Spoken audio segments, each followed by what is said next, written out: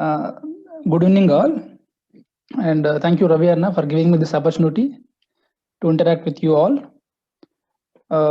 Actually, my association with Ravi Anna goes back to Dehradun Academy. I think around 2017, I happened to meet him, and I would say, a person with so much of social consciousness very rarely will come across nowadays. So I was really happy when he said, he is starting it as Bahujana Bharat IAS Academy. So the word Bahujana nowadays, used, differently for referring to the, the backward communities, which needs to, which are aspiring to be, live a life of dignity and respect. But historically, that word is associated with Buddha, Bahujana Hitaya, Bahujana Sukhaya. So, like, when you talk about Buddha, just small thing like what is the essence of this Bahujana Bharat, and what is the word used by Buddha, Bahujan, what is the connection? The moksha, the enlightenment, the nirvana, that used to be in the hands of very few people. So there used to be many saints and all, but common people were not able to get that moksha or enlightenment. It was restricted to only few communities. But Buddha was a person who told how to achieve enlightenment. You can still find it in the Vipassana course that is being taught nowadays.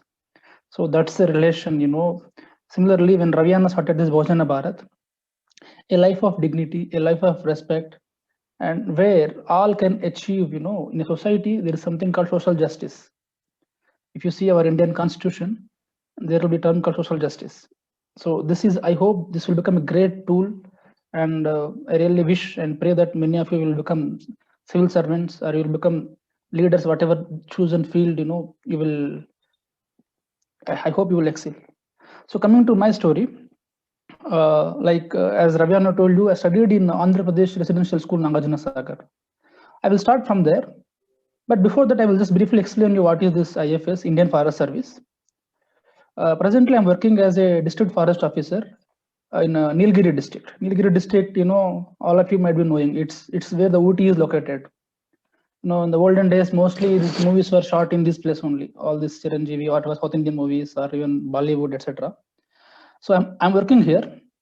So it's a challenging job. Like, there are so many elephants. This Nilgiri Biosphere Reserve is having so many elephants. And forest service is essentially about maintaining the balance among the natural resources. In India have around 24% of the forest area. So the water that is coming through rivers, the Krishna, the Godavari, the Manjira, whatever. So forests help us in getting water. If you can see my background photo, that is actually one of the tributaries of Ganges. That was on the way to Valley of Flowers. So basically, forest service is just not about cutting trees or planting trees. Nowadays, it has gone a lot of transformation. When the Britishers came, they started with the aim of generating revenue.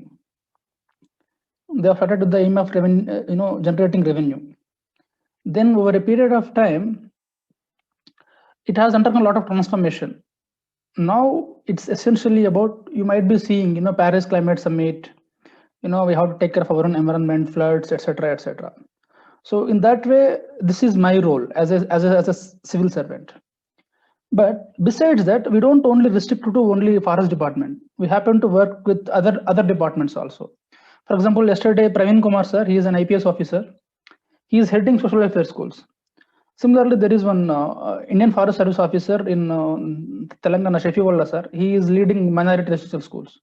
So basically, whichever service it is, you will be in a leadership position if you clear Union Public Service Commission exam, or it is Telangana state or Andhra Pradesh state.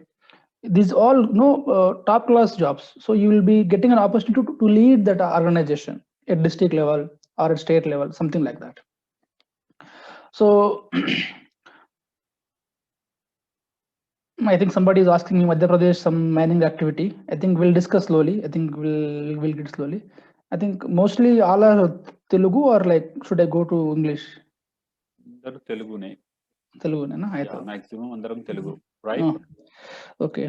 అయితే నేను ఎందుకు మా స్కూల్‌తో start చేస్తానన్నానంటే, like Andhra Pradesh ఇది గురుకుల విద్యాలయం నాగార్జున సాగర్ అనేది లేకపోయి ఉంటే, బహుశా ఈరోజు నేను మీ ముందు మాట్లాడేవాడిని కాదు. Actually, I was born in a very small village in Nalgonda district, in between Mahabub Nagar and Nalgonda. మా ఫ్యామిలీలో ఎవరు కూడా పెద్ద చదువుకున్నది ఎవరు లేరు. I was the first generation student. So, first generation student, వ్యవసాయం కుటుంబం.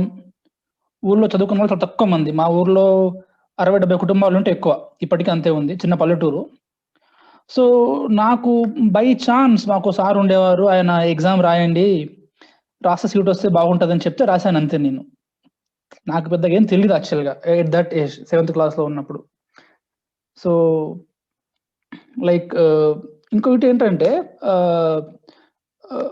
పెద్ద గైడెన్స్ అంటూ ఏమీ లేదు ఇంట్లో. ఓన్లీ మాకు సార్ ఉండేవారు. ఆయన చెప్పారు, "ఎగ్జామ్ రాయి ఓంకార్, నీకు వస్తే బాగుంటుంది. లైఫ్ చాలా బాగుంటుందని" చెప్పారు. That's how I happen to right that exam. Andhra Pradesh residential school Nagarjuna Sagar. Those 3 years I spent there, 8th, 9th, 10th. I would say, there will be turnings in the life. Similarly, ఒక road ఉంటే ఒకటి లెఫ్ట్‌కి వెళ్తే ఒక ఊరు వస్తుంది, రైట్‌కి వెళ్తే ఇంకో ఊరు వస్తుంది. అదేవిధంగా ఆ 3 సంవత్సరాలు నేను ఆ స్కూల్‌లో గనుక చదవకపోయి ఉంటే, బహుశా ఇప్పుడు ఈ స్థాయికి వచ్చేవాడిని కాదు నేను. ఈ స్కూల్స్ ఎలాంటివంటే అండి, యాక్చువల్‌గా ఈ స్కూల్ ఎలా స్టార్ట్ అయ్యాయంటే, మన మాజీ ప్రధాని పివి నరసింహారావు గారు, ఆయన ఫస్ట్ విద్యాశాఖ మంత్రి 1970స్‌లో, before he became CM of Andhra Pradesh. So, ఈ గ్రామీణ ప్రాంతాలలో ఉన్న విద్యార్థులు ఎవరైతే ఉన్నారో, వాళ్ళందరిని ఒక ప్రదేశంలో పెట్టి, వాళ్ళకి ఒక మంచి బెస్ట్ ఫ్యాకల్టీ ఇచ్చి, భోజనం ఏర్పాటు చేస్తే, వాళ్ళందరూ బాగా పెర్ఫార్మ్ చేస్తారనే ఉద్దేశంతో పెట్టిన స్కూల్స్ ఇవన్నీ కూడా. సో, అట్లా ఇప్పుడు డీజీపీ మహేందర్ రెడ్డి గారు, ఆయన ఏపీఆర్ఎస్ సర్వేల్ స్టూడెంట్. ఇట్లా వచ్చింది. నిన్న ప్రవీణ్ సార్ కూడా లీడ్ చేసిన స్కూల్స్ కూడా ఇలాంటి స్కూల్సే. And they are doing wonders. We are only focusing on studies. So let me tell you how this journey started, how I wanted, to become a civil servant and all. Because first and foremost, when you go to that school, there's a culture of vibrancy. There used to be, most of the teachers are also they are all first generation. ఎట్లా అంటే వాళ్ళే కష్టపడి డిగ్రీలు చేసుకొని, వాళ్ళే కష్టపడి ఏదో పని చేసుకుంటూ, వాళ్ళంతట వాళ్ళు సెల్ఫ్ స్పాన్సర్షిప్ తీసుకునే వాళ్ళనమాట. అలాంటి ఫ్యాకల్టీ వాళ్ళ దగ్గరికి వెళితే, నన్ను అట్లా ప్రభావితం చేసిన వ్యక్తి వచ్చేసి లింగయ్య సార్. లింగయ్య అని, నాకు ఆయన సోషల్ సైన్సెస్ టీచర్. సో, లైఫ్లో ఎదగాలి, లేదా ఒక స్థాయికి వెళ్ళాలి నువ్వు అంటే, ఆయన మాకు చెప్పింది కూడా ఆయన సాంఘిక శాస్త్రం, social sciences. So, he ignited that fire in me. చిన్న దీపం వెలిగిస్తే వెలుగుతూ ఉంటదంటారు కదా, అదేవిధంగా అంటే అలా స్టార్ట్ అయిన జర్నీ అనమాట నాకు. 9th క్లాస్‌లో మాకు ఆయన చెప్పింది కూడా ఓన్లీ 2 ఇయర్స్. 9th క్లాస్‌లో 10th మధ్యలో ఆయన ట్రాన్స్ఫర్ అయిపోయారు. He is still working with this Mahatma Jyotiba Phule institutions. So, and ఇంకొకటి ఏంటంటే, ఆ స్కూల్‌లో అందరూ మనలాంటి బ్యాక్‌గ్రౌండ్ వచ్చిన వాళ్ళే చాలా గొప్ప స్థాయికి వెళ్ళారనమాట. మా స్కూల్ 1986లో పెట్టిన స్కూల్ అండి అది. 1986 నుంచి, అంటే జస్ట్ ఇమాజిన్, ఇప్పుడు కూలీ పని చేసుకునే వాళ్ళ పిల్లల అబ్బాయి డాక్టర్ అయ్యాడు. అందరూ సార్ అంటున్నారు, ట్రీట్మెంట్ ఇస్తున్నాడు. ఆ కొడుకు వల్ల వాళ్ళ పేరెంట్స్ కూడా అందరు సార్ అనడం మొదలెట్టారు. అంటే చూడండి, ఇప్పుడు విద్య, చదువు అనేది ఎలా మారుస్తుందో చూడండి. ఇప్పుడు మీరు మన డాక్టర్ బిఆర్ అంబేద్కర్ గారి స్టోరీ కూడా చూస్తే, ఆయనకు కూడా ఏమీ లేదు. వాళ్ళ నాన్న పెద్ద ధనవంతుడు కాదు. ఆయనకు ఎవరు కూడా ఏదో ఇనాం కూడా ఇవ్వలేదు. సొంతంగా కష్టపడి చదువుకొని పైకొచ్చాడు. ఆయన ఎక్కడెక్కడో అమెరికా వెళ్ళాడు, కొలంబియా యూనివర్సిటీ, తన భార్య పిల్లలకు దూరంగా. ఆయన 5 పిల్లల్ని కోల్పోయాడు ఆయన, మహానుభావుడు. అలా మనకి ఇప్పుడు అంత కష్టపడాల్సిన అవసరం లేదు. ఇప్పుడు మనకేంటంటే, ఇప్పుడు ఉన్న ఒక మంచి అవకాశం చూసుకోండి, ఇంటర్నెట్. ఈ ఇంటర్నెట్ అనేది ఏమిటంటే, సమాచారం అనేది చాలా వేగంగా మార్పిడి అవుతుందండి. మీరు దాన్ని యూజ్ చేసుకుంటే లైఫ్‌లో చాలా పైకొస్తారు. అసలు చెప్పాలంటే 2014 వరకు కూడా అసలు ఇంటర్నెట్‌లో యూపీఎస్సీ ప్రిపరేషన్ అనేది లేదసలు. నేను 2012లో అసలు ఎక్కడ ఉంటదో తెలీదసలు. నేను ఫస్ట్ ఆర్సిడ్ అకాడమీకెళ్ళాను. తర్వాత ఇంకొక అకాడమీకెళ్ళాను. ఒక్కొక్కరు ఒక్కోలా చెప్తారనమాట. ఇంకా అసలు అటు సైడ్ ఎవరన్నా ఇంటర్వ్యూ అటెండ్ అయ్యారు అంటే ఇంకా వాళ్ళని ఇట్లా చూసేవాడిని, వాళ్ళని దేవుళ్ళలాగా చూసేవాడిని నేను. ఇంకా ర్యాంక్ వచ్చిందంటే ఇంకా వాళ్ళు వేరే క్లాస్ అన్నమాట. ఆ పరిస్థితి నుంచి చూడండి, టెక్నాలజీలో మార్పుల వల్ల వితిన్ జస్ట్ ఒక 7-8 ఇయర్స్‌లో ఎంత మారిపోయింది చూడండి పరిస్థితి. సో మీరందరూ కూడా ఈ టెక్నాలజీని బాగా వాడుకోవాలి. ఎస్పెషల్లీ ఈ ప్రిపరేషన్ యాంగిల్‌లో ఒకటి, ఇంకొకటి కనెక్ట్ పక్క వాళ్ళ నుంచి నేర్చుకోవడం, అది చాలా ఇంపార్టెంట్ అండి. ఎందుకు అని చెప్తున్నాను అంటే, దేర్ వర్ టైమ్స్ నాకు బాగా గుర్తుకుంది 2012లో నేను చిక్కడపల్లి లైబ్రరీకెళ్ళి చదువుకున్నాను లైబ్రరీలో. నాకు తెలీదు అసలు ఏం బుక్స్ చదవాలో ఏంటి కూడా తెలీదు. ఊరికే అక్కడికెళ్ళి పాలిటీ బుక్ ఉందా పాలిటీ బుక్ చదవడం, హిస్టరీ బుక్ ఉందా హిస్టరీ బుక్ చదవడం. దానికోసం ఒక హాస్టల్‌లో జాయిన్ అవ్వడం. ఊళ్ళో ఉండలేక. ఆ హాస్టల్ నుంచి రోజు లైబ్రరీకెళ్ళి చదువుకునేవాడిని. ఆ తర్వాత ఈవినింగ్ ఒక 1 అవర్ రామకృష్ణ మఠం వెళ్ళి అక్కడ చదువుకునేవాడిని. బేసిక్‌గా చెప్పేదేమిటంటే అండి, మీకు అన్ని సదుపాయాలు వస్తున్నాయి ఇప్పుడు. Thanks to digital revolution. So మీకు ఏం కావాలన్నా కూడా అందుబాటులో ఉంటుంది. మీరు తెలివిగా వాడుకోవాలి. అది ఒకటి చెప్తున్నాను. So coming back to my school, అక్కడ ఏమైందంటే అండి 1986 నుంచి జనరేషన్స్ ఆఫ్ స్టూడెంట్స్ చాలా మంచి మంచి పొజిషన్‌లో ఉన్నారు. సివిల్ సర్వెంట్స్ ఉన్నారు, ఐఏఎస్‌లు, ఐపీఎస్‌లు ఉన్నారు. ఎక్కువ డాక్టర్స్ ఉన్నారు. ఇప్పుడు హైదరాబాద్‌లో ఏ ప్రాంతంకెళ్ళినా లేపోతే తెలంగాణలో ఏ జిల్లాకెళ్ళినా మా స్కూల్‌లో చదివిన ఎవరో ఒక సీనియర్స్ డాక్టర్‌గా ఉంటారనమాట. సో వాళ్ళ నుంచి నాకు మోటివేషన్ వచ్చింది. నేను యాక్చువల్‌గా 7థ్ క్లాస్‌లో ఆ స్కూల్‌కెళ్ళినప్పుడు యాక్చువల్‌గా ఏపీఆర్ స్కూల్స్ ఏవైతే ఉన్నాయో ఈ ఆంధ్రప్రదేశ్ గురుకుల విద్యాలయాలు 5 నుంచి 10వ క్లాస్ దాకా ఉంటాయండి అవి. సో 7థ్‌లో మీకు తెలుసు పాత ఫార్మాట్‌లో 7థ్‌లో కూడా ఒక ఎగ్జామ్ ఉంటది. Board exam. అది పాస్ అవుతేనే నెక్స్ట్ 8థ్‌లోకి అలౌ చేస్తారు.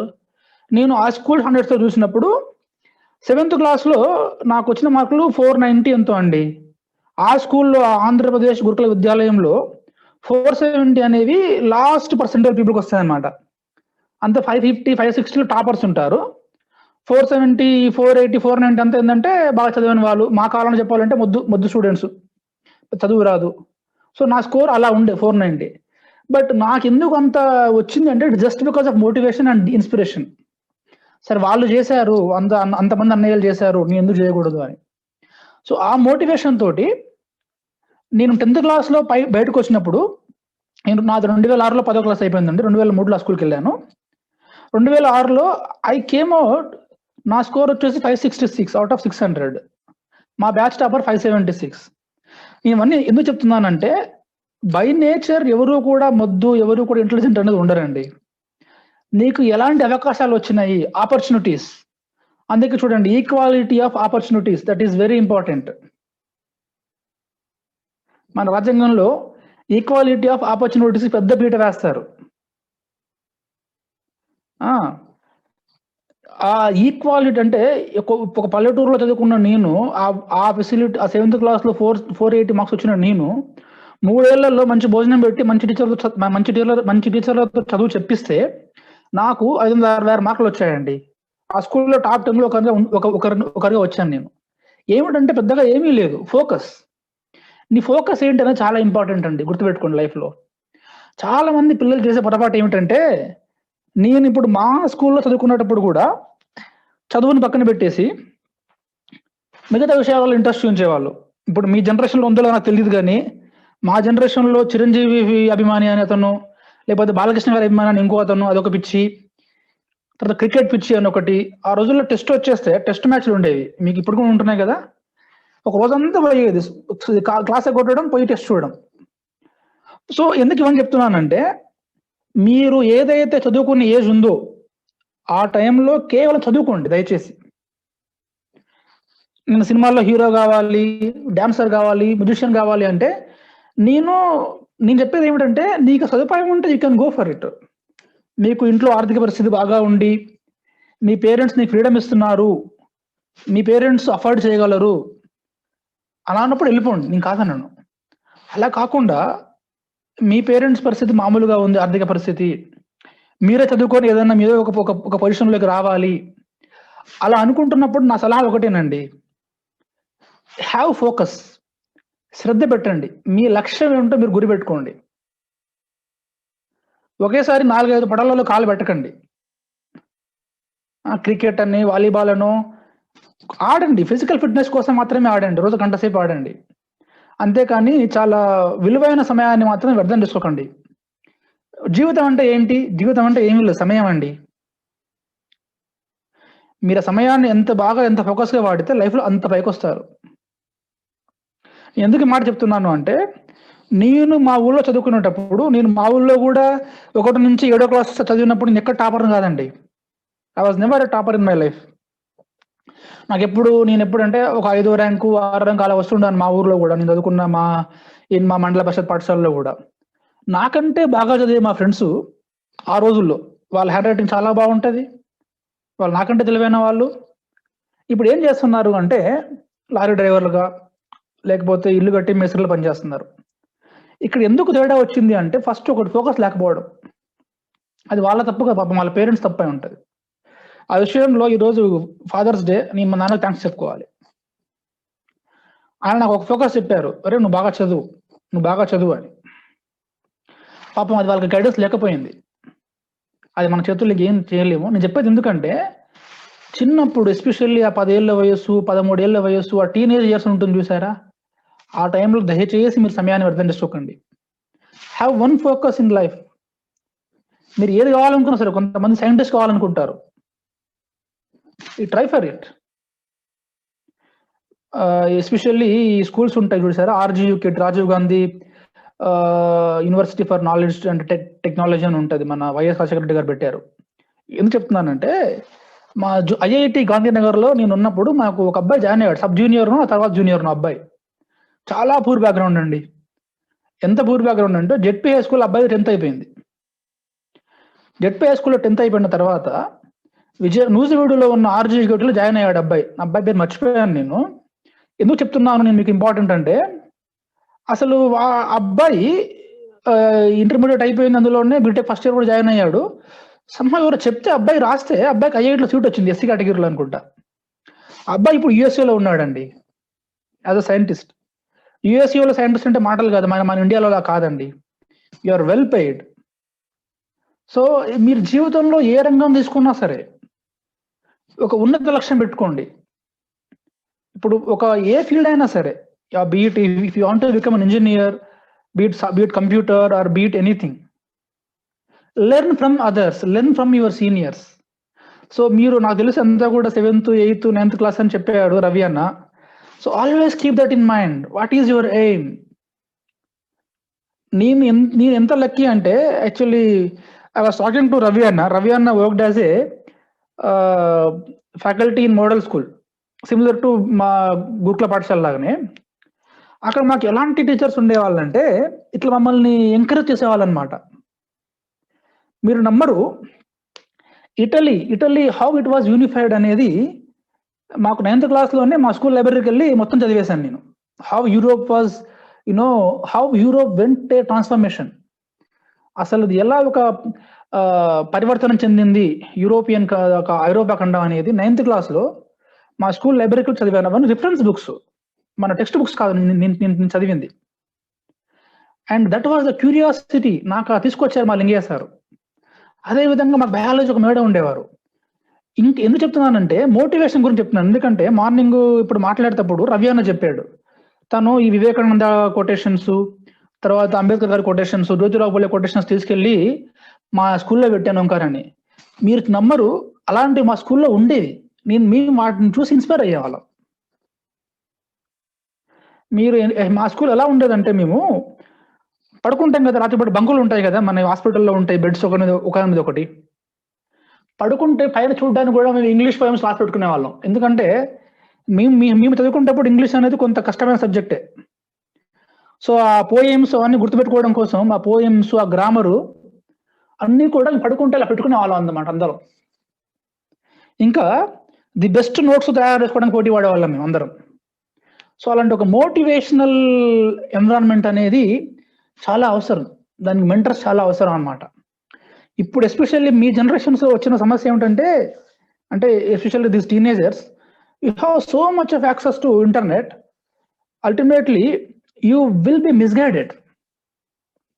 యూట్యూబ్లో వీడియోస్ అవి చూస్తారు కదా, కాసేపు చూడండి, అతి ఏదైనా కూడా మంచిది కాదు. ఒక 10 నిమిషాలు చూడండి, ఇంకోటి 10 గంట చూడండి, తర్వాత be focused in your life.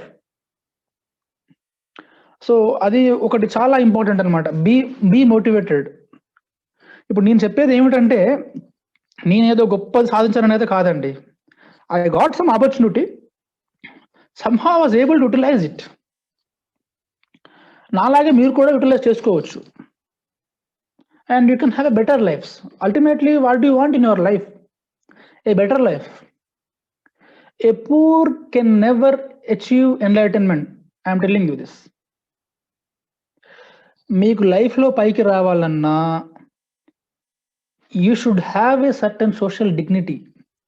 You should have some economic standing. You should be knowledgeable.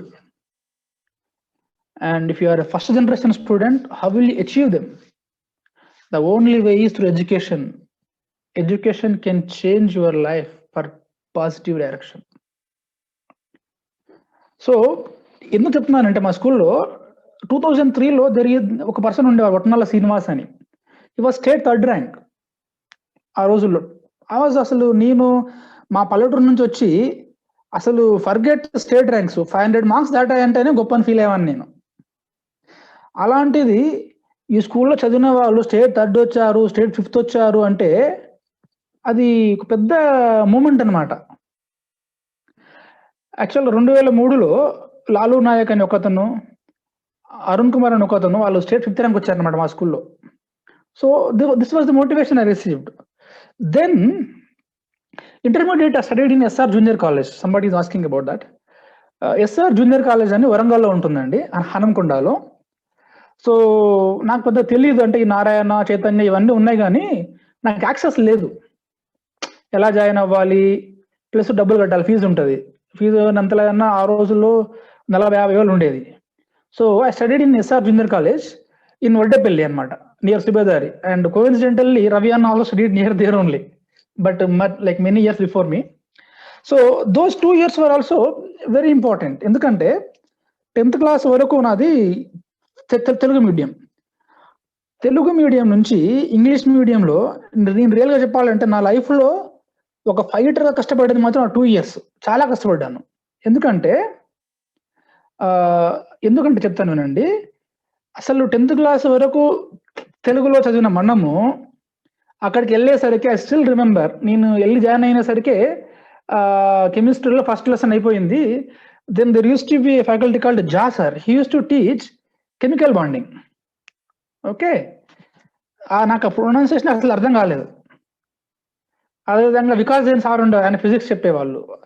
అసలు ఇంగ్లీష్ ఏం అర్థం కాలేదు. But I tried, okay, let us see what happens. We'll put our own efforts. So అలా English medium అయినా సరే భయపడకుండా I faced it. Actual ఒక advantage ఏంటంటే, ఈ టెక్నికల్ సబ్జెక్ట్స్లో, అది మ్యాథ్స్ అయినా, ఫిజిక్స్ అయినా, కెమిస్ట్రీ అయినా, మీకు కాన్సెప్ట్ తెలిస్తే మీరు మేనేజ్ చేయవచ్చు. ఇప్పుడు F=ma న్యూటన్ సెకండ్ లా అయినా సరే, ఇంకా ఈ మూమెంట్ ఆఫ్ ఇది రొటేషనల్ డైనమిక్స్ అయినా సరే, ఎలక్ట్రిసిటీ అండ్ మ్యాగ్నెటిజం అయినా సరే, కాలిక్యులస్ అయినా సరే, ఇవన్నీ కూడా ఏంటంటే they are more to do with practice and grasping the details. So that's how I started, and somehow fortunate that I went to Gujarat IIT.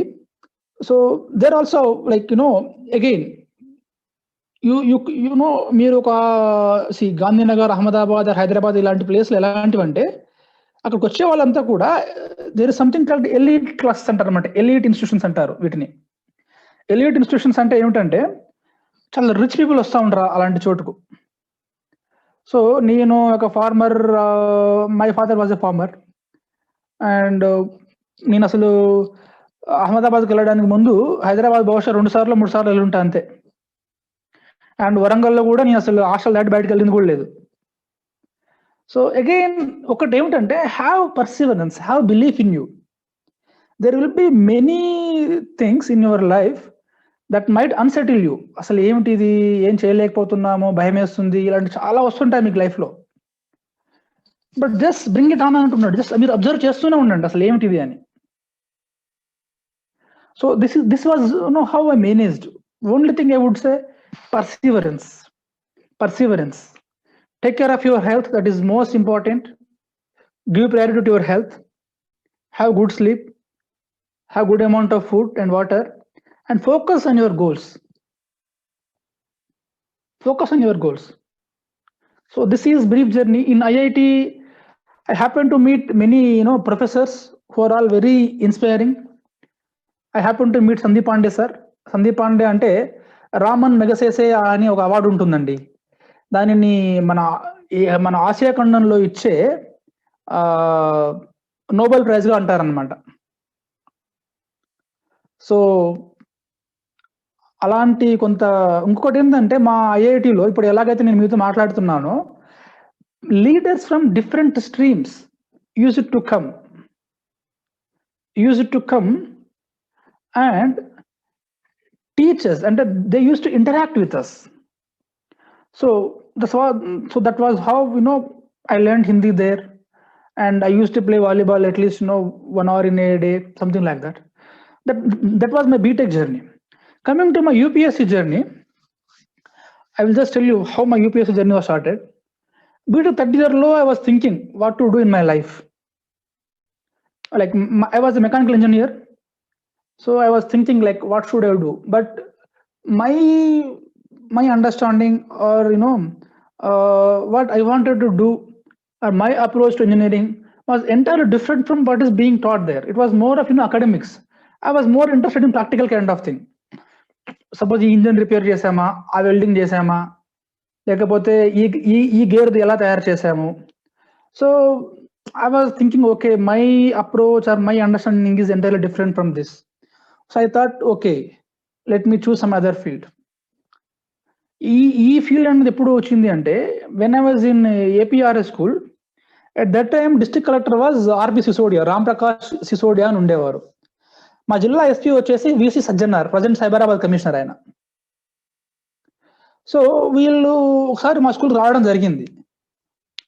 somehow I was వాళ్ళు వచ్చి వెళ్ళిపోయిన తర్వాత మా లింగేష్ సార్ చెప్పారనమాట, ఒక జిల్లా కలెక్టర్ అంటే ఎలా ఉంటుంది, ఒక జిల్లా ఎస్పీ అంటే ఎలా ఉంటుంది, ఒక జిల్లా స్థాయి అధికారి అంటే ఎలా ఉంటుంది.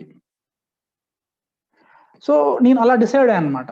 సో బీటెక్ అయిపోయిన తర్వాత నాకు ప్లేస్మెంట్లో బ్యాంక్ ఆఫ్ ఇండియాలో జాబ్ వచ్చింది, ముంబైలో.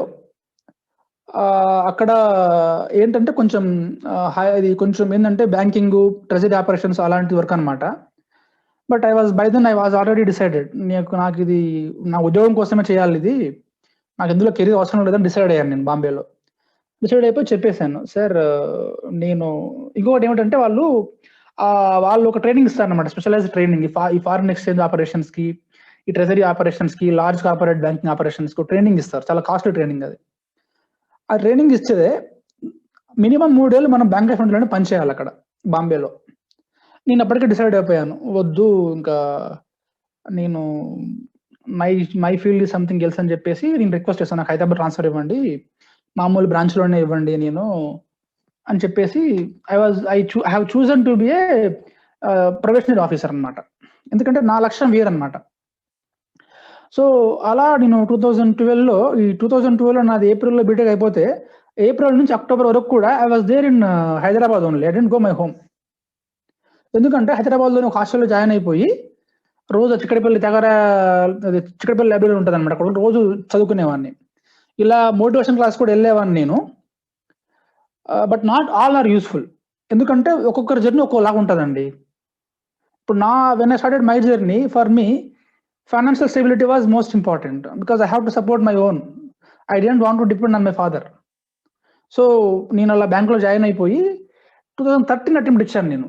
ఇక్కడ ఏం చెప్తున్నానంటే, ఇక్కడ కొన్ని ఇంపార్టెంట్ విషయాలు గుర్తుపెట్టుకుని లైఫ్లో, మీకు నాలెడ్జ్ ఉండడం ఇంపార్టెంట్, ఒప్పుకుంటాను నేను. కానీ మీరు ఒక ఎగ్జామ్ ప్రిపేర్ అవుతున్నప్పుడు ఆ ఎగ్జామ్ తగ్గట్టు మీరు ప్రిపేర్ అవ్వాలి. నేను ఇంటర్మీడియట్లో ఉన్నప్పుడు నాకు ఫ్రెండ్ ఉండేవాడు సుధీర్ అని. జేఈఈ జాయింట్ ఎంట్రన్స్ ఎగ్జామినేషన్, ఒక ఐఐటి జేఈ అనేది ఇట్స్ నాట్ అబౌట్ రీసెర్చ్. దాని పరిమితి తక్కువ ఉంటుంది. ఒక బ్యాచిలర్స్ ఎడ్యుకేషన్లోకి వెళ్ళడానికి ఎంత పరిధి ఉంటుందో అంతవరకు చదవాలి మీరు.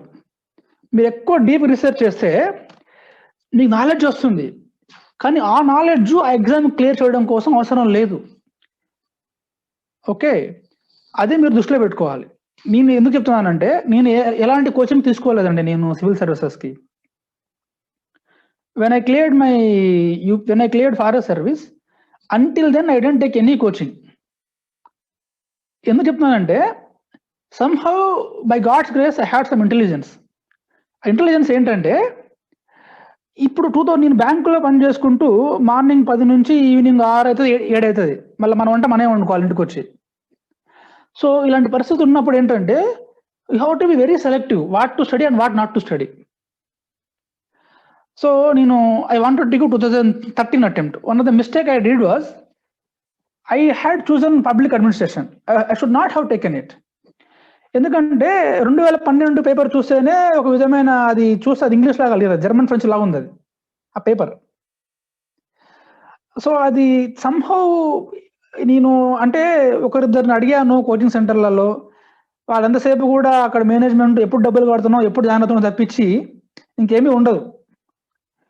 వాళ్ళకంటే కూడా ఇంకా దరిద్రం ఏమిటంటే మీరు జాయిన్ అయిపోండి మీ ఓన్లీ వీకెండ్ క్లాస్లో పెడతామంటారు.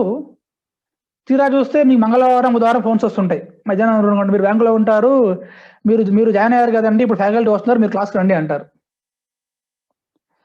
సో అట్లా ఎందుకంటే అట్లా డబ్బులు కట్టి కూడా మోసపోయిన సందర్భం ఉంది కొన్ని కోచింగ్ సెంటర్స్ హైదరాబాద్లో. మీకు అది కూడా చెప్తాను, ఈ కోచింగ్ సెంటర్లో వచ్చిన నష్టాలు ఏంటి లాభాలు ఏంటి. సో అట్లా నేను 2013 అటెంప్ట్ ఇవ్వాలనుకున్నప్పుడు నేను సెల్ఫ్ ప్రిపరేషన్ డిసైడ్ అయిపోయాను. డిసైడ్ అయిపోయి నేను ప్రీవియస్ ఇయర్స్ పేపర్స్ చెక్ చేశానండి. ఈ ప్రిలిమ్స్లో వాటిల్లో ఎక్కడో చూశాను, ఓకే ఈ ప్రిలిమ్స్లో ఎకనామిక్స్ నుంచి ఒక ఇన్ని అడుగుతున్నారు, ఒక 10 క్వశ్చన్స్ వస్తున్నాయి, అదేవిధంగా పాలిటీ నుంచి 10 క్వశ్చన్స్ వస్తున్నాయి. అట్లా అనుకో నేను డిసైడ్ అయిపోయాను. జాగ్రఫీ నాకు చాలా హెవీ అనిపించి దాని అక్కడ వదిలేశాను నేను. ఇంకా I will not touch geography for my prelims. And అప్పట్లో 2013లో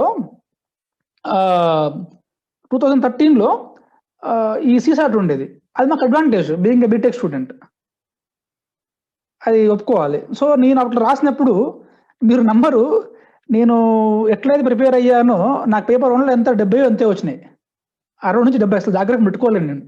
ఎందుకంటే అందరు ఏమంటారంటే సెల్ఫ్ స్టడీ అంటారు, కానీ జాగ్రఫీ కొంత సెల్ఫ్ స్టడీ అర్థం కావడం కష్టం అండి, కొంచెం కష్టం. ఎందుకంటే మనకి ఇచ్చిన 11th to 12th ఎన్సీఆర్టీ సరిపోవు, you should have some more understanding. So అట్లా సమ్హౌ ప్రిలిమ్స్ క్లియర్ చేశాను నేను 2013లో. మెయిన్స్ రావడానికి వెళ్తే అగైన్ చెప్తున్నాం కదా, మెయిన్స్కి నేను సెలవు పెట్టింది, మెయిన్స్ ఒక వారం ముందు సెలవు పెట్టిన చదువుకోవడం కోసం. ఇంకంతే వెళ్ళి రాస్తే పబ్లిక్ అడ్మినిస్ట్రేషన్ పోయింది. పేపర్ 1లో 60, పేపర్ 2లో 120 వచ్చినాయి. జాగ్రఫీ కనీసం బేసిక్ కూడా నాకు అటెంప్ట్ చేయలేదు. సో అర్థమైంది ఏంటంటే బ్యాంక్ జాబ్ నాకు సూట్ అవ్వదు, మనం ఐఏఎస్ కావాలంటే కష్టం అని చెప్పేసి నేను మెంటల్ డిసైడ్ అయిపోయినా. సో దీన్ని వదిలేయాలని చెప్పేసి జేఎన్యూకు లేదా యూనివర్సిటీ హైదరాబాద్కి వెళ్దామని చెప్పేసి డిసైడ్. అక్కడికి వెళ్తే అట్లీస్ట్ అక్కడ వాడు షెల్టర్ ఇస్తాడు, భోజనం పెడతాడు, చదువుకోవచ్చు అని. అట్లా నేను చూస్తున్న సందర్భంలో లక్కీలీ ఇది వచ్చింది, prime ministers rural development fellow అని. ఈ prime ministers rural development fellow concept ఏమిటంటే మోస్ట్ బ్యాక్వర్డ్ డిస్ట్రిక్ట్స్ ఏవైతే ఉంటాయో మన దేశంలో అక్కడ గవర్నెన్స్ డెఫిసిట్ ని ఫిల్ చేయడం. గవర్నెన్స్ డెఫిసిట్ అంటే ఏమీ లేదు, ఈ వెల్ఫేర్ స్కీమ్స్ ఏవైతే ఉంటాయో వాటిని మోర్ డిప్రైవ్డ్ సెక్షన్ దగ్గర పట్టుకెళ్ళడం. ప్రతి యూపీఎస్సీ ఆస్పిరెంట్ డ్రీమ్ అది. సో అట్లా అది రాశాను. And fortunately I happen to work with Divya Devarajan madam. Presently she is Secretary of Women and Child Welfare Development in Telangana. So Bhadrachalamlo I worked for 2 years there, and I would say one of the best experiences. ఎందుకంటే అప్పటిదాకా మనం ఒక ఐడియాలజీతో ఉంటాం, ఒక ideal values అనుకుంటాం, ఇది correct ఇది తప్పు అని. అక్కడ ఫీల్డ్కి వెళ్ళి ఒకసారి పనిచేయడం మొదలెట్టిన తర్వాత బ్లాక్ అండ్ వైట్ కాదు ప్రపంచం, గ్రే కలర్ ఉంటుంది అర్థమైపోయింది. ఒక మనిషిలోనే మంచి ఉంటుంది, ఇంకో మనిషిలో చెడు ఉంటుంది. సో ఒక ఐ ఓపెనింగ్ ఎక్స్పీరియన్స్ ఒకటి. ఇంకొకటి ఏమిటంటే చాలా ట్రైబల్ హ్యామ్లెట్స్ ఉంటాయి అక్కడ, కోయా ట్రైబ్స్ ఉంటారు. ITDA integrated tribal development agency అనేది 5th షెడ్యూల్ ఏరియాస్లో పెడతారన్నమాట, ఓన్లీ ట్రైబల్స్ కోసమే. చాలా మందికి అసలు ఒక ఐటీడీఏ ఉందని కూడా తెలియదు అక్కడ. So luckily I was very fortunate that I could go into interior places where there is a lot of Naxalism and where there is almost no implementation of NRGA or any other activity. So నేను ఒక ఊర్లో వాళ్ళ ఒక జనాలందరినీ కూడా వాళ్ళని హైదరాబాద్కు తీసుకురావడం మొదలెట్టాను, national institute of rural డెవలప్మెంట్కు. వాళ్ళని తీసుకొచ్చి బెటర్ అగ్రికల్చర్ మెథడ్స్ ఏమున్నాయి, ఈ కెమికల్ ఫార్మింగ్ కంటే కూడా మన నేచురల్ మెథడ్స్తో ఎలా డెవలప్ చేసుకోవచ్చు. ఇప్పుడు జీరో బడ్జెట్ నేచురల్ ఫార్మింగ్ అని ఉంది, సుభాష్ పాలేకర్ గారు. ఆయనకు 2017-18 ఆ టైంలో పద్మశ్రీ అవార్డు ఇస్తే అందరికీ తెలిసింది ఒక మెథడ్ ఉందని. కానీ 2014-15లోనే మేము ఆయన మెథడ్స్ ప్రాక్టీస్ చేసేవాళ్ళం ట్రైబల్ ఫార్మర్స్ తోటి. ఏమి లేదు, వాళ్ళు ఏంటంటే ఈ ట్రైబల్ ఎవరైతే ఉన్నారో అన్నెసెసరీ ఈ కెమికల్ ఫార్మింగ్ లో పడిపోతే వాళ్ళు కూడా అప్పుల బారిన పడిపోతారు. సో ఒక రియల్ ఇంప్లిమెంటేషన్ ఫస్ట్ ఇయర్ నేను ఈ వర్మీ కంపోస్ట్ అనేది తయారు చేయడం కోసం ఓన్లీ 2 ఫార్మర్సే ముందుకొచ్చారు. వాళ్ళు డిఏపి యూరియా వాడడం మానేసిన తర్వాత వాళ్ళని చూసి మిగతా వాళ్ళు ముందుకొచ్చారు. అంటే దీని అర్థం డిఏపి యూరియా చెడ్డదని కాదండి. నీవు ఇంటెన్సివ్ ఫార్మింగ్ పోవాలంటే ఏ మెథడ్ ఆ మెథడ్ ఉంటుంది. కాకపోతే నీవు కొనే స్తోమత ఉందా, లేకపోతే కొంటే అప్పుల పాలవుతావా అని చాలా ఇంపార్టెంట్. అందుకే అంటున్నాను, there is nothing like black and white. Chemical farming waste అని చెప్పకూడదు, నేచురల్ ఫార్మింగ్ ది బెస్ట్ అని చెప్పకూడదు. చేసే రైతుని బట్టి ఆ ధాన్యాన్ని కొనే మార్కెట్ బట్టి ముందుకెళ్ళాలి. అదొక ఎక్స్పీరియన్స్. ఇంకొకటి ఏమిటంటే దశలి అంటారండి, దశలి పురుగు అంటారు. మామూలుగా నాకు తెలియదు, నల్గొండలో ఉన్నప్పుడు ఈ ఖమ్మం సైడ్ వెళ్ళినప్పుడు దశలి పురుగు అంటే ఏమిటంటే టస్సర్ సిల్క్ అండి, టస్సర్ సిల్క్ అంటారు. మల్బరీ సిల్క్ అని, టస్సర్ సిల్క్ అని, ఏరి అని, మొగా అని అంటారు. ప్రపంచంలో టస్సర్ సిల్క్ కేవలం భారతదేశంలోనే ఉంది. మీరు చదువుతూ ఉంటారు యూపీఎస్సీకి హంటర్స్ అండ్ గ్యాదరర్స్ అంటారు. ఈ ట్రైబల్ లేడీస్ ఈ అడవుల్లోకి వెళ్ళి టెర్మినల్లియా అర్జున అంటారు, మధ్య చెట్లు, టెర్మినల్లియా అర్జున, టెర్మినల్లియా టొమంటోసా అని చెట్లు ఉంటాయి. ఓకే, సో ఇలా వాటి మీద వర్క్ చేసే అవకాశం వచ్చింది. And that helped me in my IFS examination. యాక్చువల్గా 2013లోనే 2012 వరకు కూడా ఫారెస్ట్ సర్వీస్కు ఓన్లీ మెయిన్స్ ఉండేది. సో టెక్నికల్ స్టూడెంట్స్ చాలా మంది తెలియదు అసలు ఏం చేయాలి ఏం చేయకూడదని. 13లో ప్యాటర్న్ మార్చినప్పుడు ఈ ఫారెస్ట్ సర్వీస్ని, సివిల్ సర్వీస్ని రెండు కలిపేశారనమాట. కలిపేసినప్పుడు నేను ఊరికే అట్లా పెట్టాను, చూద్దాము 2014లో రాసినప్పుడు అని అప్లై చేశాను. Somehow I cleared prelims of forest service also. Forest సర్వీస్కు ప్రిలిమ్స్ కట్ ఆఫ్ ఎక్కువ ఉంటుంది. ఇప్పుడు మనకు ఐఏఎస్కు 98, 99, 100 అలా ఉంటే జనరల్ కేటగిరీకి, మీకు ఐఎఫ్ఎస్లో మినిమం 20 మార్క్స్ ఎక్కువ రావాలి ఫారెస్ట్ సర్వీస్లో. అట్లా 14 ఎగ్జామ్లో సమ్హౌ ఐ క్లియర్డ్. కాకపోతే 14లో నేను మెయిన్స్ రాయడానికి వెళ్ళినప్పుడు ఐఎఫ్ఎస్లో ఫస్ట్ అంటే సివిల్స్ మెయిన్స్కు ఒక మంత్ ముందు ఈ ఫారెస్ట్ మెయిన్స్ ఉండేది. మీకు ప్రిలిమ్స్ ఒకసారి కట్ ఆఫ్ అయిపోతే మెయిన్స్లో కాంపిటీషన్ తక్కువ ఉండేది అప్పట్లో, ఇప్పుడు కొంచెం ఎక్కువైంది కాంపిటీషను. నేను చేసిన మిస్టేక్ ఏమిటంటే I have chosen mechanical engineering and mathematics as my optional in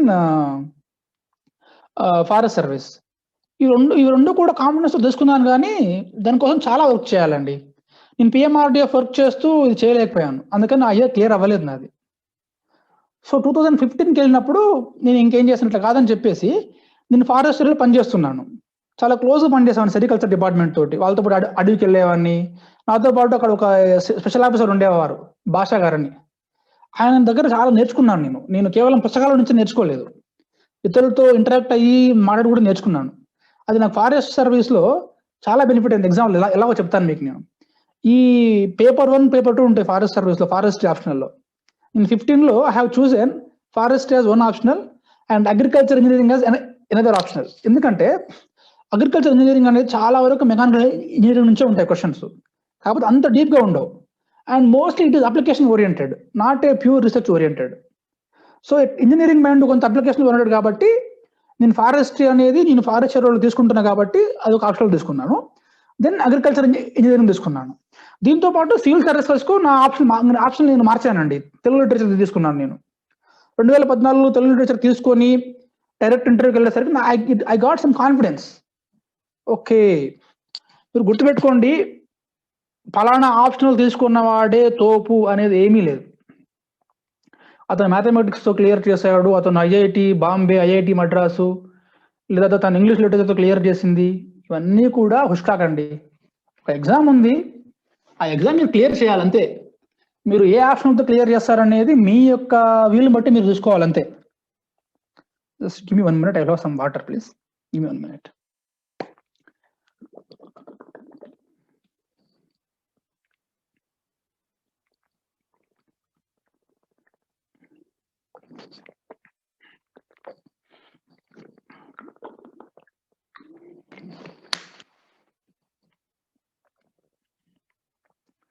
hello all. So మీకు ఏది మీకు సులభంగా ఉంటుంది, ఏది మీకు సులువుగా ఉంటుందో అదే తీసుకోండి. అంతేగాని పలానా ఆప్షనల్ తీసుకొని క్లియర్ చేసినంతనే గొప్ప అని ఏమీ ఉండదండి. సో నేను చెప్పేది ఏమిటంటే, ఇలా నేను ఫారెస్ట్ ఏరియాలో పనిచేయడం వల్ల నాకు పేపర్ 2 ఫారెస్ట్ నుండి చాలా బెనిఫిట్ అయింది. అసలు ఎంత బాగా రాశానంటే, ఆ పేపర్ 2 వల్లే నేను అసలు IFS కాగలిగానండి. సో అదే అంటున్నాను, మీరు ఎలా ఎగ్జామ్ ఓరియంటేషన్‌లో ప్రిపేర్ అవుతారు, that is very important. And ఇదంతా కూడా నా అంతట నేను వెతికానన్నమాట. ఏ ఆప్షనల్ అయితే బాగుంటదని. ప్రతి ఆప్షనల్ సిలబస్ చూసేవాడిని నేను. ప్రీవియస్ ఇయర్స్ క్వెషన్స్ చూసేవాడిని నేను. అలా గత 10 సంవత్సరాల క్వెషన్ ఏవైతే ఉంటాయో క్వెషన్ పేపర్స్, అవి మీరు ఆన్సర్ తయారు చేసుకుంటే you can be fairly confident, ఏం కోచింగ్ అవసరం లేకుండా. కాకపోతే అడ్వాంటేజ్ అనేది మీకు టెక్నికల్ సబ్జెక్ట్‌లో ఉంటుంది. కానీ ఈ సోషియాలజీ, ఆంథ్రోపాలజీ ఇలా కొన్ని ఫిలాసఫీ ఉంటాయి. వీటికి ఖచ్చితంగా యూ నీడ్ ఎ మెంటర్. ఎందుకంటే వాటిలో ఒక కరెక్ట్ ఆన్సర్ అంటూ ఉండదు. మీరు ఆర్గ్యుమెంట్ ఎలా బిల్డప్ చేస్తారని చాలా ఇంపార్టెంట్. సో అదొకటి. ఇంకొకటి కాకపోతే చెప్పేది ఏమిటంటే, ఏ కోచింగ్ సెంటర్ అయితే అట్‌మోస్ట్ ట్రాన్స్‌పరెన్సీ మెయింటైన్ చేస్తదో వాళ్ళ దగ్గరికే ఎళ్ళండి. నేను స్టేట్ ఫేమస్ ఫ్యాకల్టీని నేను చెప్తేనే పలానాతను ర్యాంక్ వచ్చింది. ఆ మాటలు నమ్మకండి దయచేసి. ఏ కోచింగ్ సెంటర్ అయితే పారదర్శకత, ట్రాన్స్‌పరెన్సీ మెయింటైన్ చేస్తుంది. ఎందుకంటే కమర్షియల్ మైండ్ సెట్‌తో ఆలోచించే కోచింగ్ సెంటర్స్‌కు ఒక పర్సన్ ఉన్నాడనుకోండి. ఒక ఎగ్జాంపుల్, ఒక పర్సన్ ఉన్నాడు. ఒక సిద్ధార్థ్ అనే పర్సన్ ఉన్నాడు. సిద్ధార్థ్ యాంగిల్‌లో చూసినప్పుడు తను 23, 24 ఇయర్స్ ఏజ్‌లో సివిల్స్ ప్రిపరేషన్ కోసం వస్తాడు. ఆ 23-27, 28 విచెవర్ ఇట్ ఈస్ 4, 5 ఇయర్స్ ఏవైతే ఉన్నాయో, it is like investing for the next 50 years. ఆ నెక్స్ట్ 50 ఇయర్స్ ఇన్వెస్ట్‌మెంట్ చేసే టైం అనేది చాలా వాల్యుబుల్ మీకు. కానీ ఈ కమర్షియల్ మైండ్ సెట్‌తో ఉన్న కోచింగ్ సెంటర్స్‌కు మీరు ఒక ₹1,00,000 చెల్లించే ఒక మిషన్ మాత్రమే. దయచేసి వాళ్ళు ఏమి సాధించారు, వాళ్ళ దగ్గర ఎవరొచ్చారనేది మీకు అనవసరం. మీరు కొన్ని క్వెషన్స్ అడగండి. అది చాలా ఇంపార్టెంట్. ఈ హైదరాబాద్‌లో నేను కోచింగ్ సెంటర్స్ పేరు చెప్పాలని అనుకోవట్లేదు. బట్ యూత్‌ని ఒక వాల్యుబుల్ ప్రెషియస్ టైమ్‌ని వేస్ట్ చేసే పనిని కొన్ని కోచింగ్ సెంటర్‌లు పెట్టుకున్నాయి. కేవలం ₹1,00,000కు, 2,00,000కి. దయచేసి మీరు ఆ మాయలో పడిపోకండి. బెస్ట్ కోచింగ్ సెంటర్ నేను చెప్పను బాబు. ఎందుకంటే నాకు తెలీదు. నేను ఆ ఫీల్డ్‌లో ఇప్పుడు లేను. ఒక 1 ఆర్ 2 బెస్ట్ ఫ్యాకల్టీ ఉంటారు. వాళ్ళని నమ్ముకోండి. కానీ పలానా కోచింగ్ సెంటర్ బెస్ట్ అని మనం ఎప్పుడు చెప్పలేము. అండ్ మోర్ ఓవర్ ఇంత కమర్షియల్ అయిన సొసైటీలో జాగ్రత్తగా ఉండాలి. అది మాత్రం చెప్పగలను నేను. అండ్ సో ఇంకేమన్నా చెప్పాలా? Should I end here? Ravi అన్న. గుడ్, బాగుంది, రైట్. అయితే మా వాళ్ళు కొన్ని క్వశ్చన్స్ అడుగుతూ ఉంటారు. మీకు కంఫర్ట్ గా ఉన్నంత వరకు మీరు మీకు ఆ స్వేచ్ఛ ఉంది, చెప్పొచ్చు. ఎందుకంటే ప్యూర్ టెక్నికల్ ఎగ్జామ్ రిలేటెడ్ అయితే నేను చెప్తాను. అంటే IFS రిలేటెడ్ అయితే మీరు చెప్పండి. Okay, right. యా. ఇంకా ఈ మీరు కోచింగ్ తీసుకోకుండా సాధించారు కదా. ఇప్పుడు మా దగ్గర ఏంటంటే, ఇప్పుడు వింటున్న వాళ్ళలో ఎక్కువ మంది ఫైనాన్షియల్ గా సపోర్ట్ లేని వాళ్ళు, వాళ్ళకి ఎంతో కొంత సపోర్ట్ చేద్దామని మేము స్టార్ట్ చేస్తాం. సో ఇప్పుడు సొంతంగా మీలాగా చదువుకోవడానికి వాళ్ళకి మీరు ఏం చెప్తారు? ఏం చేస్తే వాళ్ళు సర్వీస్ సొంతంగా చదువుతారు, సొంతంగా IAS కొట్టాలి? ఫస్ట్ చెప్పేది ఏమిటంటే, కోచింగ్ తీసుకుంటే మంచిది. Okay. Coaching is always good. Okay. నాకు పరిస్థితులు బాగోలేక అని కాదు, everybody will have their own story అంతే. మనం బాగలేదు అని చెప్పుకోకూడదు. It is how you take it అంతే. సో అలా తీసుకున్నప్పుడు నన్ను అడిగితే నేను బహుశా ఫుల్ టైం కోచింగ్ తీసుకొని full time test series join అయి ఉంటే maybe I would have cleared IAS by then. అయితే ఇక్కడ నేను చెప్పేది ఏమిటంటే మీరు డిఫరెన్షియేట్ చేయాలి, ఏ కోచింగ్ సెంటర్ మీకు పక్కా ఉంటుంది అదనేది మీరు కొంచెం చూసుకోవాల్సి వస్తుంది. కోచింగ్ అనేది ఎప్పటికైనా యూస్ఫుల్, నేను అనేది కోచింగ్ అనేది చెడ్డదని చెప్పట్లేదు. కాకపోతే ఇప్పుడు ఏమవుతుందంటే మార్కెట్లో డబ్బులు తీసుకున్నంత వరకే పట్టించుకుంటారు, తర్వాత అసలు ఎవరు పట్టించుకోవట్లేదు. అదొకటి చూసుకోవాలి. And coaching is always useful, but it's all about right kind of mentorship. అది ఇంపార్టెంట్ నేను చెప్పేది అది. ఓకే, అది ఓకే. ఇందులో కోచింగ్ తీసుకుందామని ట్రై చేసే వాళ్ళు చేస్తూ ఉండొచ్చు. కొందరు కోచింగ్ తీసుకోకుండానే ట్రై చేయాలనుకుంటున్నారు. ఇప్పుడు వాళ్ళకి మనం ఎలా సపోర్ట్ చేయొచ్చు, మీరేం చెప్తారు? That's more important. కోచింగ్ లేకుండా చదవడానికి ఎటువంటి ఎలా ఉండాలి జర్నీ, ఎలా ప్రిపేర్ అవ్వాలి, ఏ బుక్స్ అంటే తీసుకోవాలి, ఇలాంటివి మనం. అంటే ఒకటన్నా ఇప్పుడు ఎలా అంటే ఇప్పుడున్న పరిస్థితుల్లో ఆల్మోస్ట్ యూట్యూబ్కి వెళ్తే ఒక ఎగ్జామ్ కావాల్సినంత మెటీరియల్ మీకు దొరికేస్తుంది. ఆబ్వియస్లీ. ఇప్పుడు ఎస్పెషల్లీ మరి ఏదైనా తీసుకోండి, మేబీ 1 or 2 చాప్టర్స్ వదిలేస్తే ఆల్మోస్ట్ అంత మెటీరియల్ యూట్యూబ్లోనో లేకపోతే వాళ్ళ టెలిగ్రామ్ లో కూడా దొరుకుతుంది. టెలిగ్రామ్ ఛానల్ కూడా చాలా డౌన్లోడింగ్ ఉంది. యాక్చువల్గా ఏంటంటే ఒకప్పుడు నీకు చెప్తాను, అంటే చేంజ్ ఎలా అయిపోయిందంటే ఒకప్పుడు టెక్స్ట్ బుక్ ఉంటేనే బెటర్ అనుకోని వచ్చిన రోజులు ఉన్నాయి. ఇప్పుడు మీరు వెబ్సైట్ ఓపెన్ చేస్తే తెలంగాణ SCRT అని కొడితే బుక్స్ వచ్చేస్తున్నాయి మీకు, 12th డిగ్రీ అన్ని వచ్చేస్తున్నాయి బుక్స్ మీకు. ఇన్ఫర్మేషన్ పొల్యూషన్ అయిపోయింది, ఎక్కువైపోయింది ఇప్పుడు. రైట్.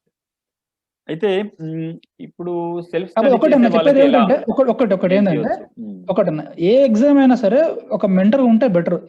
వాళ్ళ స్కూల్లో గవర్నమెంట్ స్కూల్ టీచర్ అయినా సరే, లేకపోతే ఇట్లా బహుజన భారత్ అయినా సరే, ఇట్లా ఎవరో ఒకరిని అప్రోచ్ అయితే మాత్రం బెటరే. ఓకే, మరి కాల్స్ వస్తూ ఉంటాయి అన్నట్టు వాళ్ళు, సార్ మా పరిస్థితి ఇది అంటే లాస్ట్ ఇయర్ అలా అన్నారనే ఈసారి మేము చాలా 25,000కే వాళ్ళ స్థాయికి తీసుకొచ్చి ఓ గైడెన్స్ ఇవ్వడం మొదలు పెట్టాం. అందులో కూడా అసలు కోచింగే రాలేము అనుకుంటే ఇలాంటి సెషన్స్ కూడా కండక్ట్ చేశాం. డైరెక్ట్ గా టాపర్స్ చూసి వాళ్ళ గైడెన్స్ తీసుకొని సబ్జెక్ట్ ఎక్స్పర్ట్స్ గైడెన్స్ తో సొంతంగా కూడా కొంత ట్రై చేయండి.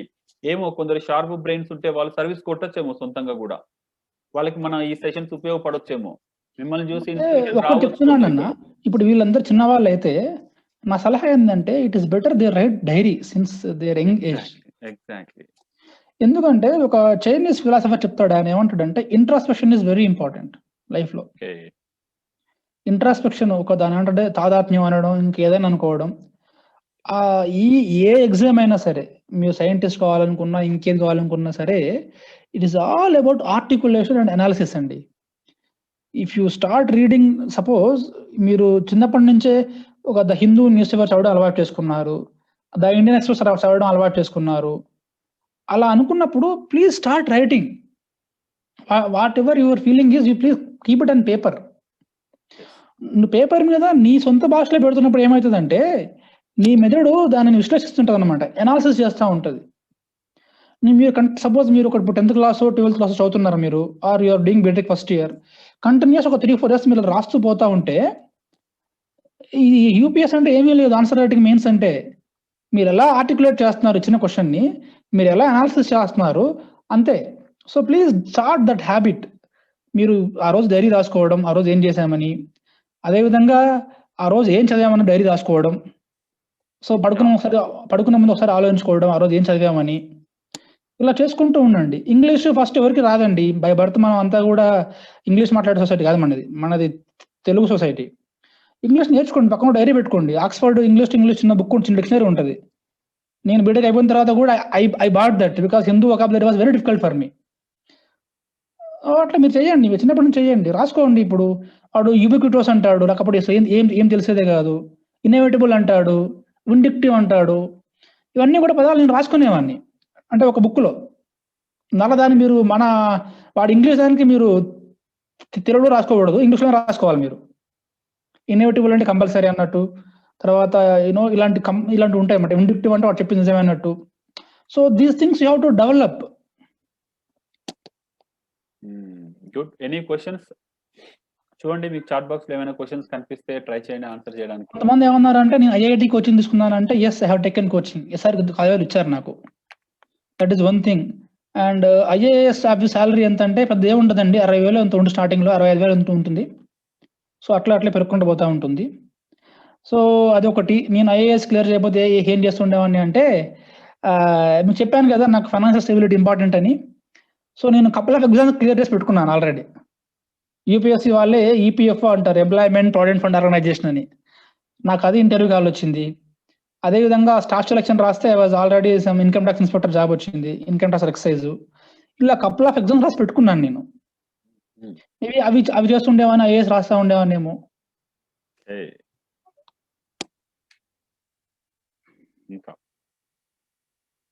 ఐఏఎస్ అయిన తర్వాత కూడా మీరు రాసుకోవచ్చు అండి సివిల్ సర్వీస్, దానికి ఇబ్బంది ఏమీ లేదు మీకున్న అటెంప్ట్స్ బట్టి.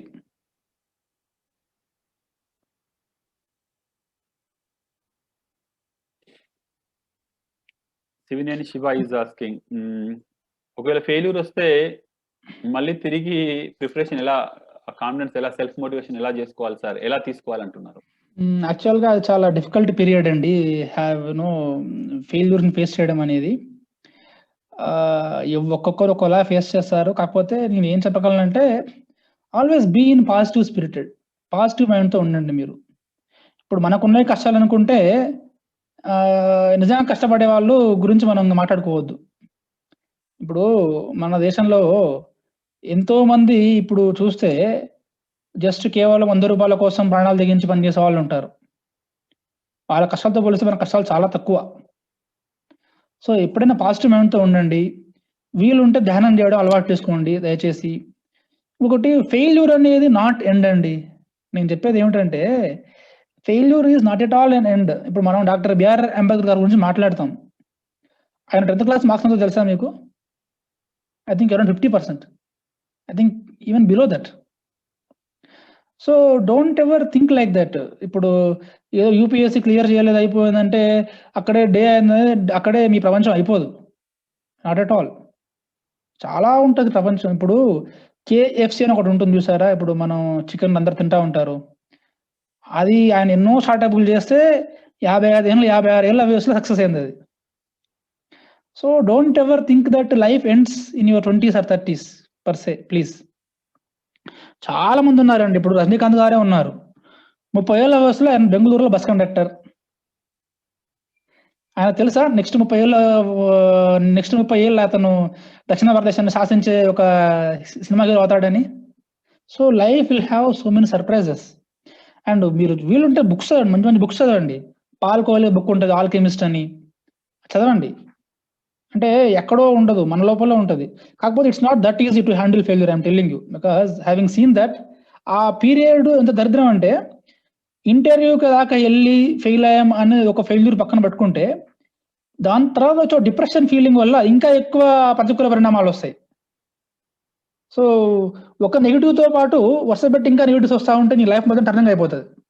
దట్ ఈస్ చాలా ఇంపార్టెంట్ ఆ పీరియడ్ మీరు హ్యాండిల్ చేయడం. అది చాలా అంత ఈజీ కాదు. But have some mentor, that is really good. ఒక మెంటర్ ఉంటే అతనితో వెళ్ళి మీరు మీ మనసు పంచుకుంటే, అతను లేదా ఆమె, that will reduce up to some extent, కొంతవరకు తగ్గిస్తుంది ఆ బాధని.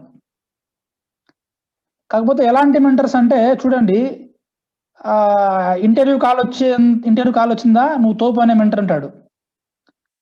మీ పేరు సర్వీస్ లిస్ట్లో రాలేదా, ఎక్కడో మిస్టేక్ చేసావయ్యా నువ్వు అందుకే రాలేదంటారు. దయచేసి అలాంటి మెంటర్స్ దూరంగా ఉండండి. నేను చెప్పి నువ్వు చదవలేదు అందుకే నీకు ర్యాంక్ రాలేదంటారు. అవన్నీ కాదు. ఇప్పుడు ఆయన చెప్పింది ఐఏఎస్ అవుతారంటే ఇంకా ఢిల్లీలో ఎవరు ఐఏఎస్ ఆఫీసర్ కావద్దు, అందరూ హైదరాబాద్ నుంచే కావాలి. So it's not that easy, I'm telling you, handling failure. But it's not the end of the world. ధ్యానం అలవాటు చేసుకోండి, మెంటర్స్ని పెట్టుకోండి, కొన్ని ఇన్స్పిరేషనల్ బుక్స్ చదువుకోండి. ఇప్పుడు చిన్న ఎగ్జాంపుల్, రవి అనే ఉన్నాడు. ఈ started journey to become an IAS officer. But నేను చెప్పేది ఏమిటంటే, చాలా మంది ఐఏఎస్ ఆఫీసర్స్ కంటే కూడా he is doing more social impact. కొంతమంది ఐఏఎస్ ఆఫీసర్స్ వాళ్ళ ఐఏఎస్ ఆఫీసర్ అని వాళ్ళ ప్యూన్కి వాళ్ళ డ్రైవర్గా తెలుస్తుంది, ఇంకెవరు తెలియదు. Let me be very open about it. ఏదో ఐఏఎస్ అయిపోతే ప్రపంచాన్ని మార్చేస్తాడు, దయచేసి మీరు ఆ ఫ్యాంటస్లో ఉండకండి. Once you become IAS officer or beat any group A, your life will be stable, you will get regular income, which is very difficult nowadays due to COVID and all, you know that. and you will have a respectable life, a good family, and if you want to do something, you can do it. ఇప్పుడు నేను forest సర్వీస్లో ఉండి కూడా నేను కేవలం మొక్కలు పెట్టడం, జంతువులు చూసుకోవడం కాదు.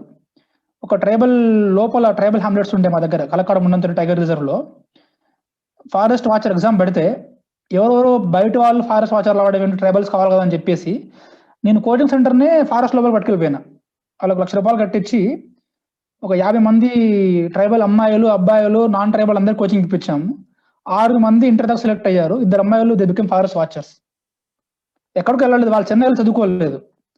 అగస్త్యమలై బయోస్ఫియర్ రిజర్వ్లో వాళ్ళ ఇంటి పక్కనే మా ఫారెస్ట్ హాల్లోనే ఒక కోచింగ్ సెంటర్ పట్టుకొచ్చాను నేను. మీరు చెప్పండి ఒక 4 రోజులని చెప్తే 2 అమ్మాయిలు వాళ్ళు they have cleared it. Great. So చెప్పేది ఏమిటంటే ఏదో మనం పొడి చేస్తామని ఎప్పుడు అనుకోవద్దండి. Small things you have to do in our lifes. అంటే దీన్ని బట్టి చూస్తే అర్థమయ్యేది ఏంటంటే వాళ్ళకు ఆ చెప్పే ఆపర్చునిటీ అంటే నేర్చుకునే ఆపర్చునిటీ ఎవరైనా కల్పిస్తే వాళ్ళు ఆఫీసర్లు అయ్యారు, వాళ్ళు కూడా ప్రూవ్ చేసుకున్నారు. వాళ్ళ దగ్గరికి ఆ అవకాశాన్ని తీసుకొచ్చే వాళ్ళు ఎవరు? ఇవాళ మీరు వచ్చారు కాబట్టి తీసుకొచ్చారు, మీరు రాకపోతే వాళ్ళు అక్కడే ఏదో పని చేసుకుంటూ అక్కడే ఉండిపోయేవాళ్ళు. వాళ్ళు అక్కడ అమ్మాయిలు 2 అమ్మాయిలు పెళ్లి చేసుకొని పిల్లలు వాళ్ళు అంత మంచి ఏం ఉండదు వాళ్ళ లైఫ్. అంతే. సో ఈ రోజుల్లో ఆ అవకాశం మన ముందుకు లేక వెనకటి తరాలు అలా గడిపేశారు. ఇప్పుడు ఆ అవకాశం మన ముందు ఉంది, మన ఫోన్ లో ఉంది. Everything is available in phone. మనం దేన్ని యూజ్ చేసుకుంటున్నాం, దేంతో వెళ్తున్నాం అనే దాన్ని బట్టే మన లైఫ్ సెట్ అవుద్ది. నువ్వు యూట్యూబ్ లో లేకపోతే ఇంకేదో ఫేస్బుక్ లలో వెళ్ళిపోతే జనరేషన్ అట్టే వెళ్ళిపోద్ది, వేస్ట్ అయిపోద్ది. సేమ్ లేదు, మీరు నిజంగా మంచి ప్రొడక్టివ్ గా యూజ్ చేసుకుంటే ఇది ఒక కత్తి లాంటిది. పాజిటివ్ గా వాడుకోవచ్చు, నెగిటివ్ గా వాడుకోవచ్చు. రైట్. But it's good. యాక్చువల్గా మీరు చెప్పిన ఇది ట్రైబల్ వాళ్ళకి మీరు తీసుకెళ్లారు కాబట్టి వాళ్ళకి ఎలా అయితే వాళ్ళు యూజ్ చేసుకున్నారో అలా వీళ్ళ ముందుకు మనం ఇలాంటి సెషన్స్ తీసుకొస్తే వీటిని యూజ్ చేసుకోవాలి. వాళ్ళకు కూడా ఎక్కడో అవకాశం ఉంటుంది పక్కన, వాళ్ళు బ్లైండ్ హార్టెడ్ తో చూడకుండా వదిలేస్తారు కానీ. Right. Hope you are getting. Yeah. అంటే అన్న ఇప్పుడు నేను చెప్పేది ఏమిటంటే ఏ సర్వీస్ అయినా సరే డోంట్ థింక్ దట్ మీరు ఏదో అంటే నేను ఫెయిల్యూర్స్ అనేది దాని గురించి మనం ఇక్కడ దాకా వచ్చాం. ఫెయిల్యూర్ అనేది మీరు ఐఏఎస్ అయిపోగానే ప్రపంచాన్ని మార్చేస్తే మాత్రం అనుకోవద్దు. Ultimately you will be in a better position to serve society, to do what you want to do. యాక్చువల్గా వాళ్ళు కోచింగ్ పెట్టించాలన్న డ్యూటీ నాది కానే కాదు అసలు, యాక్చువల్ ట్రైబల్ డిపార్ట్మెంట్ వాళ్ళది. But I have taken the initiative. ఈ లెక్కన ఆఫీసర్ అవ్వడము కాదు, ఆఫీసర్ అయినా కాకపోయినా ముందు మనకు స్పార్క్ ఉండాలి, మనసులో చేయాలనే తపన ఉంటే మనం ఎక్కడున్నా చేస్తాం. రైట్. అది నా డిపార్ట్మెంట్, నేను కాదు, నేను దీన్ని చేయను కాదు, ప్యాషన్ ఉండాలండి. ఆ ప్యాషన్ స్పార్క్ లేకుండా ఐఏఎస్ లైవ్ ట్రైనింగ్ తీసుకొని రిటైర్డ్ అయిపోయిన వాళ్ళు ఎంతో మంది ఉన్నారు మనకు తెలియని వాళ్ళు. రైట్. యా. సో మనకు నిన్న ప్రవీణ్ కుమార్ సార్ వచ్చి నేను ఒక క్వశ్చన్ అడిగాను, సార్ మీరు ఎందుకు చేస్తున్నారు సార్, అందరూ కామన్ గా ఎవరికి వాళ్ళు వెళ్ళిపోతున్నారు సర్వీస్ లో వచ్చి, మీరెందుకు ఇదంతా నెత్తి మీద వేసుకొని మరీ ముందుకు వెళ్తున్నారంటే, రైట్, ఆయన చెప్పింది అదే. నాకు ఆ స్పార్క్ వచ్చింది, దాన్ని కంటిన్యూ చేస్తున్నా. వాళ్ళకు వచ్చినా రాకపోయినా వాళ్ళు వదిలేసి వెళ్ళిపోవచ్చు. అది పర్సన్ టు పర్సన్ డిఫరెన్స్ ఉంటుంది. నాది అనుకుంటే ప్రతిదీ నాదే, ప్రతిదీ చేయొచ్చు. లేదు నాది కాదనుకుంటే నాకు సంబంధం లేదు, అట్లాంటి సిచ్యువేషన్ ఉంటుంది. బట్ మనం ఆ స్పార్క్ కూడా ఇవ్వాలి. ఆఫీసర్లను చేసుకోవడమే కాదు మనం, అంటే ఆఫీసర్లను తయారు చేయడమే కాదు, అందులో ఈ స్పార్క్ కూడా ఇవ్వాలి. నేను చెప్పాడు మన సార్, బహుజనులకి అంటే ఏం చేయకుండా ముందుకు పోయిన బహుజనులు కూడా ఒక భారమే. బహుజనుల్లో ఎవరైనా ముందుకు పోయి వెనక్కి తిరిగి చూసి తన వాళ్ళకి ఏం చేయలేదనుకోండి, వాళ్ళు ఈ బహుజనులకి ఒక భారం లాంటి వాళ్ళు అని చెప్పేసి సార్ చెప్పారు నిన్న. వెళ్ళి చాలా మందిని చూస్తే నాకు అది అనిపిస్తూ ఉంటుంది. లక్కీగా వెరీ ఫ్యూ అక్కడో లైట్ ఇక్కడో లైట్ లాగా మనం కొందరు కనిపిస్తూ ఉంటాము. గుడ్. అంటే అది ultimately it's up to their personal individual initiative. You cannot say that భారం అంటే అది చాలా సబ్జెక్టివ్ టాపిక్ అయిపోతుంది. But more or less since we have బహుజన భారత్ అని ఒక ఇనిషియేటివ్ ఉంది. This is better platform and not every officer will get that kind of opportunity like Praveen sir. No matter how much I wanted to be, so sometimes things will not be in your side. You will do very small things. Exactly. And suppose SR Shankaran sir unnaru, ఇప్పుడు మన PV Narasimha Rao గారు గురుకుల పాఠశాలని చెప్పేసి 3 చోట్ల 3 పెట్టారు ఆయన. Just 3 పెట్టారు. SR Shankaran sir ఏం చేశారు? Entirely different concept. ఇప్పుడు RS Praveen Kumar sir schools ఏవైతే ఉన్నాయో అవన్నీ అక్కడి నుంచి వచ్చినాయి. ఊర్లలో ఉండే పిల్లలు చదువుకోవడం కష్టంగా ఉందని చెప్పేసి ఆయన చిన్న హాస్టల్ స్టార్ట్ చేశాడు. ఆ హాస్టల్‌లో ఉంటూ పక్కన జెడ్పీ స్కూల్‌కి వెళ్ళండి అని. సో ఎస్ఆర్ శంకర్ సార్ చేసింది ఇప్పుడు బిగ్ ఆర్గనైజేషన్ అయిపోయింది. బట్ ఈవెన్ అంటే అందరికీ అవకాశం కూడా రావాలని లేదు. Being in service also. Exactly. That's we can act. But వాళ్ళకి అది ఉండాలి. అవకాశం రాకపోవడం వల్ల చేయలేకపోయినా అది వేరు. ముందు వాళ్ళకి తపన ఉందా లేదా? That's important. Yeah, any other questions or ఇంకా ఎవరు అడిగారు schedule time of your CSC preparation. ఎప్పుడు టైం దొరికినప్పుడు చదువుకోవడమే బాబు. ఎందుకంటే ఉద్యోగం చేస్తూ ఉంటాం కాబట్టి దాని తగ్గట్టు మనం ఫ్లెక్సిబుల్గా ఉండడమే.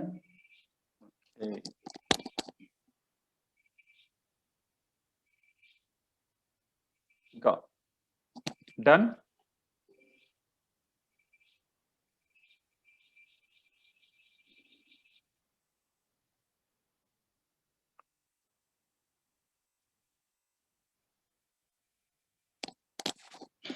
ఇంకేమైనా ఉంటే మీరు అంటే వీళ్ళంతా మీతో పాటు టచ్ లో ఉంటారు కదా? ఓకే. ఓకే, మరి సార్ కి థ్యాంక్స్ చెప్తున్నారా అందరూ? Thank you Omkaram. It's really nice to know your story. ఇవాళ ఇంకొన్ని ఎక్కువ విషయాలు నాకు తెలిసినాయి. నీ లైఫ్ లో ఎలా ఇంత దూరం రావడానికి ఆ జర్నీ ఎలా జరిగింది అనేది పూర్తిగా నాకు ఫస్ట్ లో కొంత తెలుసు కానీ ఇంత తెలీదు. అంటే ఆ ఇంపాక్ట్ ఎక్కడి నుండి వచ్చింది చూడండి. ఎక్కడో ఒక ఐఏఎస్ ఆఫీసర్ ఒక హాస్టల్ స్టార్ట్ చేసో లేక ఇంకేదో ఇనిషియేటివ్ తీసుకుని అతను వెళ్ళిపోయాడు. కానీ ఆయన స్టార్ట్ చేసిన ఇనిషియేటివ్ వల్ల ఆ తర్వాత ఎంతో మందికి లైఫ్ దొరికింది. ఇప్పుడు మన సార్ చెప్పినట్టుగా అసలు ఆ హాస్టల్ లేకపోతే నేను లేని ఈ రోజు మీ ముందు అన్నాడంటే ఒక ఐఏఎస్ ఆఫీసర్ యొక్క ఒక ఇనిషియేషన్ అనేది ఎంత చక్కగా ఉపయోగపడింది కదా. మనందరం కూడా రేపు చక్కటి అధికారులమై అలాంటి గొప్ప మార్పు తీసుకొచ్చే చిన్న చిన్న ఇనిషియేషన్స్ అయినా తీసుకుందాం. చిన్నవి తీసుకొచ్చినా వాటి ఇంపాక్ట్ ఎక్కడో పెద్దగా కనిపిస్తూ ఉంటుంది. రైట్. కాబట్టి ఇట్స్ రియల్లీ అంటే మనకు ఒక ఐఏఎస్ ఆఫీసర్ తీసుకొచ్చిన ఇనిషియేషన్ నుండి వచ్చిన మీరు మళ్ళీ ఇంకో ఐఎఫ్ఎస్ ఆఫీసర్ అవ్వడం, మళ్ళీ ఇంకో చోట ఇంకో 10 మందికి అక్కడ కొత్త ఇలాంటివి ప్రోగ్రామ్స్ తీసుకురావడం చూడండి ఇది ఎలా కంటిన్యూ అవుతుందో. అంటే కనిపిస్తుంది ఒక జ్యోతి వెలిగి ఇంకో జ్యోతిని వెలిగిస్తే ఆ జ్యోతి ఇంకో 4 జ్యోతులను వెలిగిస్తూ వెళ్ళిపోతుంది కదా. It's really beautiful. మన కళ్ళ ముందే దాని ఇంపాక్ట్ కనిపిస్తుందండి. Right. Thank you Omkar. Thanks a lot. Yeah.